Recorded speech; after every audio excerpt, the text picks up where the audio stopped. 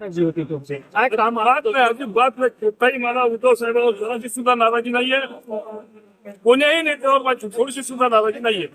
मग कोणते कामं तुमचे होत नव्हती की त्याच्यामुळे तुम्हाला आपल्याला बार बार मी बाईटवर सांगत होतो कुठल्याही प्रकारची निधी मिळत नव्हती. विरोधक असल्यामुळे कुठली आज आम्ही प्रत्येक गावामध्ये फिरतो तर लोकांची अपेक्षा असते की आम्ही त्यांना निधी दिली पाहिजे, कामं केले पाहिजे. माझ्याकडे 5 लाख रुपयाचं एमपी 5 कोटीचं जे एमपी लाडा त्यामध्ये होतं काय? त्यामुळं आजच्या घडीला सगळ्यात महत्वाचं आहे की आम्ही लोकांच्या कामी पडलो पाहिजे. विकास कोणत्याच गोष्टीचा होत नाही, निधी कोणत्याच गोष्टीला मिळत नाही. कार्यकर्ते सगळे परेशान आहेत. कोणत्याच गोष्टीची निधी त्यांना सुद्धा मिळत नाही. त्या सगळ्या गोष्टीचा विचार करून सगळ्या कार्यकर्त्यांना विश्वासात घेऊन आज मॅक्झिमम लोकांनी ज्यावेळेस सांगितलं की आपण इथं गेलं पाहिजे म्हणून आम्ही गेलो. मंत्रिपदाचं काही आश्वासन नाही काय कसलंही मंत्रिपद वगैरे आम्हाला कोणालाही काही लागत नाही. शिंदे साहेब जे ठरवतील ते ठरवतील. फक्त महत्वाचं एकच आहे की आमच्या कार्यकर्त्यांना सगळ्यांना वाव मिळाला पाहिजे, सर्वसामान्य जनतेचे कामं झाले पाहिजे.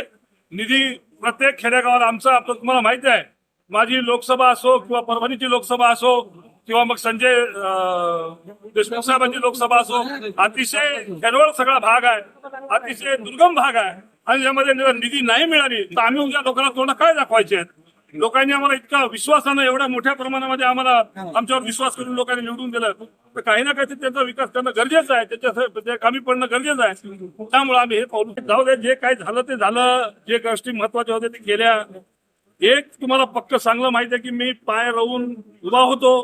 कुठल्याही प्रकारचं लालसन माझ्यावर लागू शकत नाही. मी कुठल्याही प्रकारचं म्हणजे कोणालाही कमी पडलो नव्हतो. सगळ्या गोष्टींमध्ये सगळ्यांना विश्वासात घेतलं होतं. पण योगायोग आहे की मला तिकडे जावं लागलं आणि मी कुठेतरी माझ्या मुलाच्या या निवडणुकीतून कमी पडलो.